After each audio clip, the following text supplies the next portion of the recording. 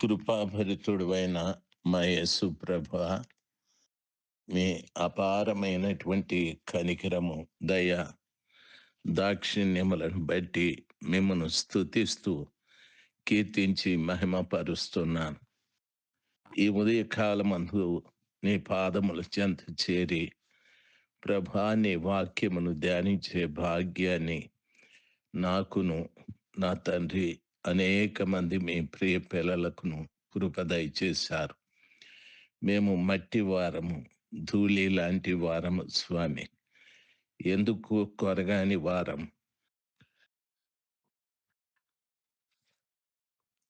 అయినా నీ కృప చేతనే మాకిటువంటి భాగ్యమును ప్రసాదించారు. అందును బట్టి మిమ్మను స్తుతించి కీర్తిస్తూ ఉన్నాను. కృపగల తండ్రి, ప్రతి బిడ్డ పైన మీ అపారమైనటువంటి కృపను కుమ్మరించండి. చివరి దినములలో ఎవరూ నీ నుండి తొలగిపోకుండా జాగ్రత్తగా మీ సన్నిధానంలో ఎదుగుటకు బిడ్డల్ని మీరు బలపరచుమని ప్రార్థిస్తున్నాను. సర్వోన్నతుడా, మీకు వందనాలు, స్తుతులు చెల్లించుకుంటున్నాను ప్రభా. మీరే కృప చూపెట్టండి, మీరే సహాయం చేయండి. యేసయ్యా, ఎంతైనా నమ్మదగిన దేవుడు మీరు, కృపగల దేవుడు స్వామి. ప్రతి వారి పట్ల మీరు కృప చూపెట్టి కార్యము చేయమని యేసు ప్రభువు నామంలో ప్రార్థించి వేడుకుంటున్నాము తండ్రి. Amen, amen. జూలై మాసం 5వ తారీఖు 2026 ఆదివారం. నెహెమ్యా గ్రంథము 11వ అధ్యాయం 7వ వచనములో ఉన్న వాక్యాలు ధ్యానించుటకు ప్రభు మనకు కృప దయచేయునుగాక. బెన్యామీనీయులలో ఎవరనగా యావేదు, పెదాయ, కోలాయ, మయషేయ, ఈతీయేలు, యెషయ అను పితరుల వరుసలలో మెషుల్లాము కుమారుడైన సల్లు, అతని తరువాత గబ్బయి, సల్లయి, వీరందరూ 920 యనమండుగురు. జిక్రీ కుమారుడైన యోవేలు వారికి పెద్దగా ఉండెను. పెనూహ్యా కుమారుడైన యూదా పట్టణము మీద 2వ అధికారి అయి ఉండెను. యాజకులలో ఎవరనగా యోయారీబు కుమారుడైన యోదాయు, యాకీనును, షెరాయ దేవుని మందిరమునకు అధిపతి అయి ఉండెను. ఇతడు మెషుల్లాము, సాదోకు, మొరాయోతు, అహీటూబుల పితరుల వరుసలో హిల్కియాకు పుట్టెను. ప్రియులారా, 11వ వచనం వరకు చదివాను. అయితే 7వ వచనంలో బెన్యామీనీయులలో అని ఎవరునని రాస్తూ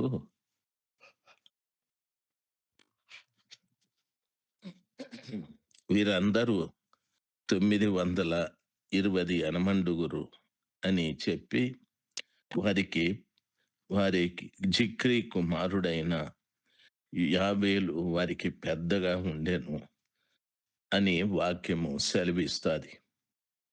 ప్రియులారా, వాక్యంలో సెలవిచ్చిన రీతిగా బెన్యామీను వంశస్థులలో 920 యనమండుగురు ఉన్నారు. వారికి జిక్రీ కుమారుడైన యోవేలు వారికి పెద్దగా ఉండెను అని వాక్యము సెలవిస్తుంది. ఈ విషయాన్ని బాగా గమనించాలి. 920 యనమండుగురు, వీళ్ళందరికీ జిక్రీ కుమారుడైన యోవేలు వారికి పెద్దగా ఉండెను అనేది పెద్దరికము అంటే చాలా మందికి ఇష్టం. ఈ రీతిగా మనం మాట్లాడుతూ ఉంటాం.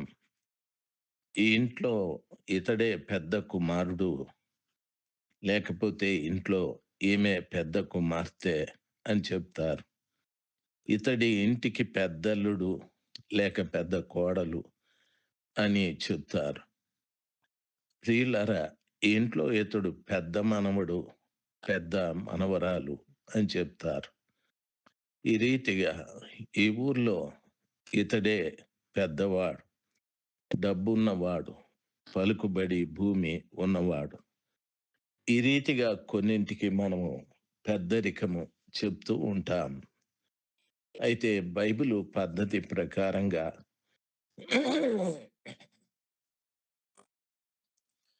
పెద్దరికము అంటే ధనము లేక అధికారము వీటిని సూచించదు. పరిశుద్ధ గ్రంథమైన బైబిలు ప్రకారంగా గౌ ఉన్నతమైనటువంటి ఆ గొప్ప స్థానము దక్కించుకోవటానికి మనము చేయవలసినటువంటి కొన్ని పనులు బైబిల్‌లో చెప్పబడుంది. చూడండి, వాక్యము సెలవిస్తాది. మొట్టమొదట వాక్యంలో చెప్పబడిన రీతిగా దేవుడే చాలా గొప్పవాడు. కీర్తనలు 95:3 చదువుకుంటే, యెహోవా సమస్త దేవతల కంటే గొప్ప వాడని, ఆయన గొప్ప రాజని వాక్యము సెలవిస్తాది. ఎందరో దేవుళ్ళు అనబడిన వారు, దేవతలు అనబడిన వారు ఉన్నారు. వారందరికంటే దేవుడే గొప్పవాడు.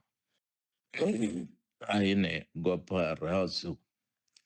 ప్రియులారా, ఈ రీతిగా వాక్యంలో మన దేవుడే గొప్పవాడు. మనుషులను దేవుడు గొప్పవారిగా చేయగలడాయన.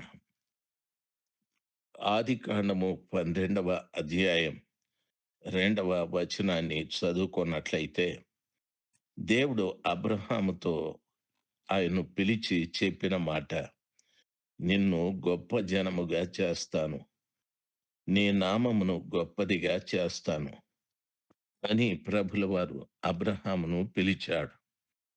కల్దీయుల ప్రాంతంలో, ఊరు అనే ప్రదేశంలో నివాసం చేస్తున్నటువంటి అబ్రహామును దేవుడు పేరు పెట్టి పిలిచి, నిన్ను గొప్ప జనముగా చేస్తాను, నీ పేరును కూడా గొప్ప చేస్తాను, నన్ను వెంబడించమని ప్రభుల వారు సెలవిచ్చారు.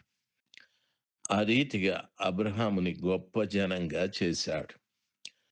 దేవుని రాజ్యంలో ఎవరు గొప్పవారు అని అంటే, 23వ అధ్యాయం మత్తయి సువార్త 11, 12 వచనాలు చదువుకుంటే, ప్రియులారా, మీలో ఎవడైనా గొప్పవాడుగా ఉండాలి అంటే తనను తాను హెచ్చించుకొని వాడు తగ్గించబడతాడు.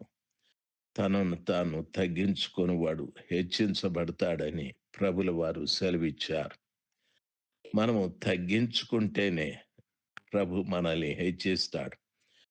అన్ని విషయాలలో తగ్గింపు చాలా ప్రాముఖ్యమైనది. పరిశుద్ధ గ్రంథమైన బైబిల్‌లో మొదటి కొరింథీయులకు రాసిన పత్రిక 13వ అధ్యాయం 13వ వచనంలో చెప్పబడిన ఒక సత్యాన్ని చదువుతాను. 13వ అధ్యాయము 13వ వచనం.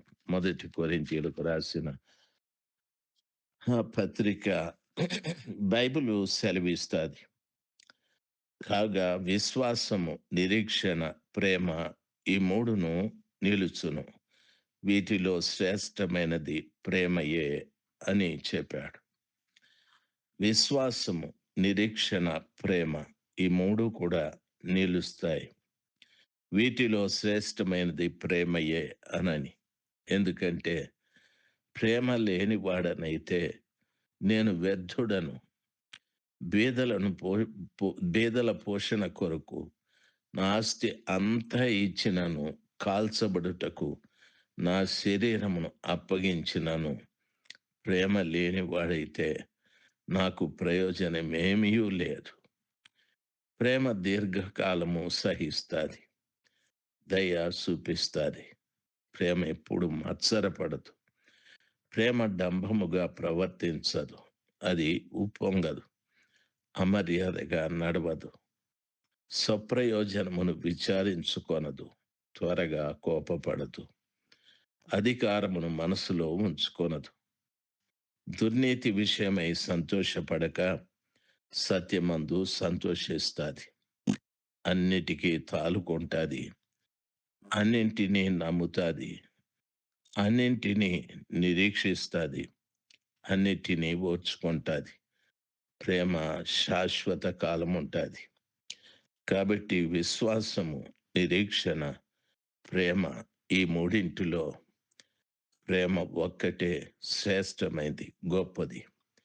కాబట్టి ఈ రోజున పరలోకంలో గొప్పవాడుగా కావలసిన వాడు తను తాను తగ్గించుకోవాలి. దేవుని వాక్యంలో సెలవిచ్చిన రీతిగా నెహెమ్యా గ్రంథం 11వ అధ్యాయంలో చెప్పబడిన మాట, అతడు పెద్దగా ఉన్నాడని. పెద్దరికం అనేది ఈ రీతిగా ఉంటుంది. ఈ గుణ లక్షణాలు కలిగి ఉంటుంది. ఒక్క మాటలో చెప్పాలంటే పెద్దరికంలో ప్రేమ ఉండాలి, తగ్గింపు ఉండాలి, వినయము, లోబడే గుణాలు ఉండాలి. దీన్నే పెద్దరికము అని అంటారు. ఇవి మనము కలిగి జీవింతుముగాక. Amen, amen.